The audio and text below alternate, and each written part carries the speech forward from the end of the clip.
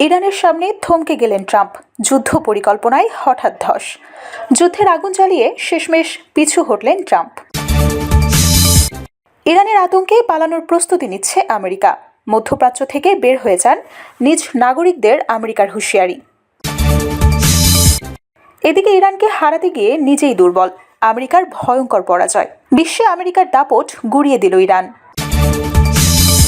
জানাবো হামলা বন্ধে কোনো অনুরোধ করেনি ইরান, ট্রাম্পের দাবি নাকচ।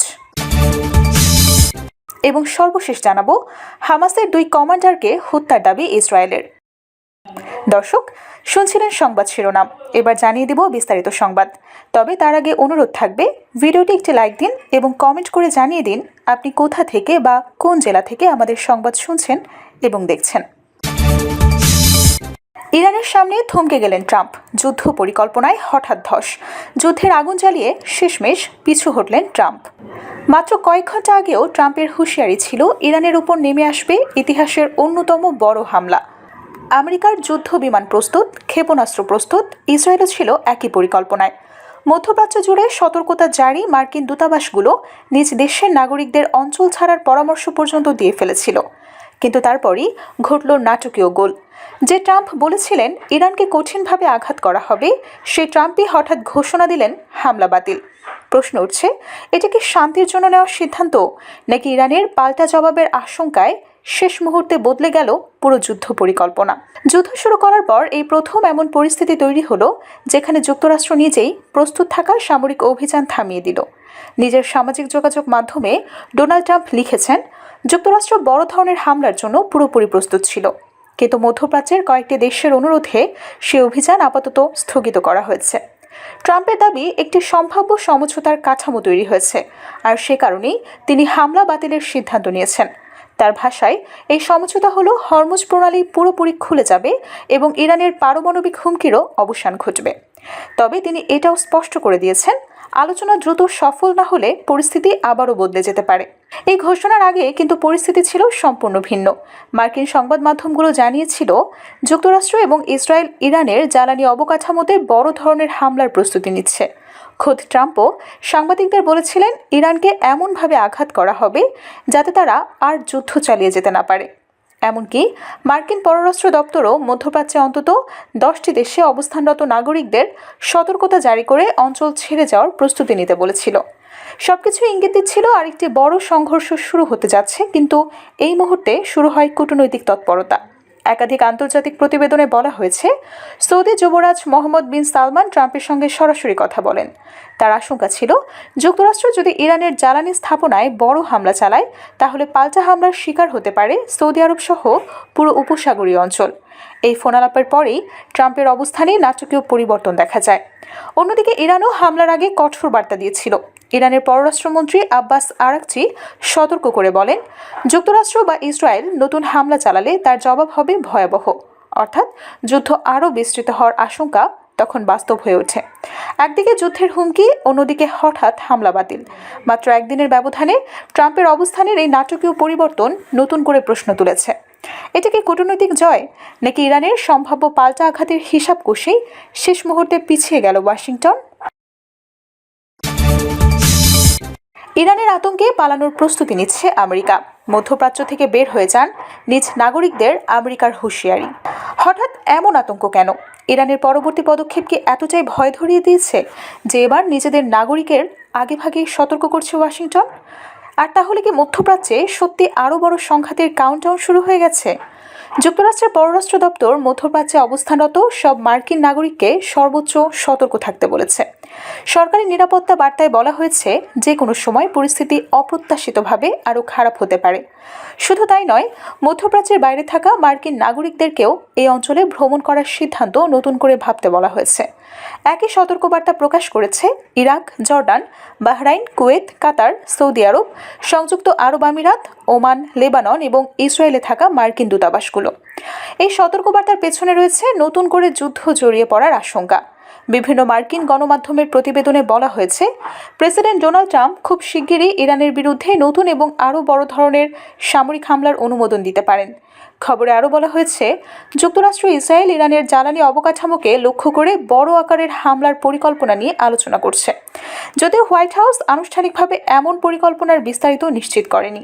এরই মধ্যে উত্তেজনা আরও বাড়িয়ে দিয়েছে ট্রাম্পের এক মন্তব্য। মন্ত্রিসভার বৈঠকে সাংবাদিকদের উপস্থিতিতেই তিনি বলেন, আমরা তাদের খুব কঠিনভাবে আঘাত করব।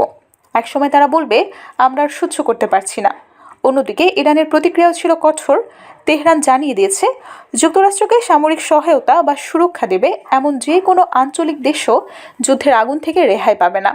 ইরানের ভাষায়, যে দেশ আমেরিকার প্রতিরক্ষার ঢাল হবে সে দেশও যুদ্ধের আগুনে পড়বে।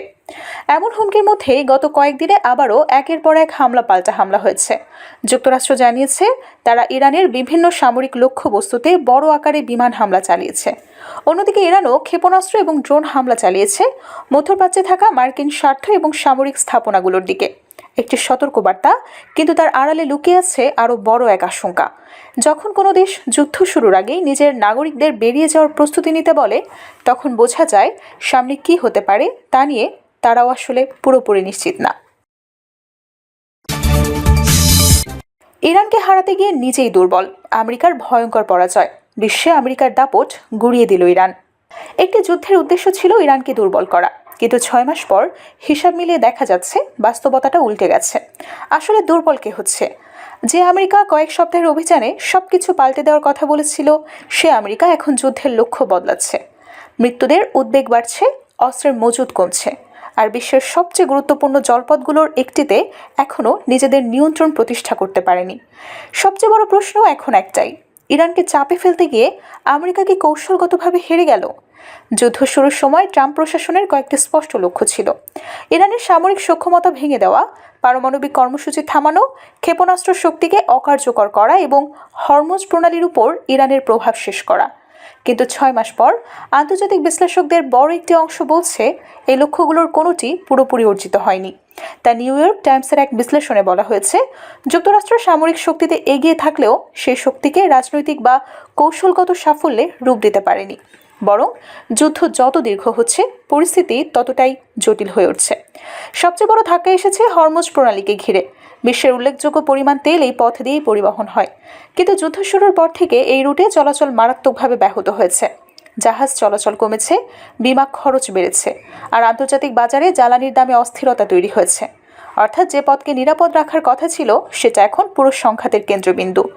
বারবার ইরানের ক্ষেপণাস্ত্র এবং ড্রোন হামলা ঠেকাতে গিয়ে যুক্তরাষ্ট্রকে বিপুল পরিমাণ আকাশ প্রতিরক্ষা ক্ষেপণাস্ত্র ব্যবহার করতে হয়েছে।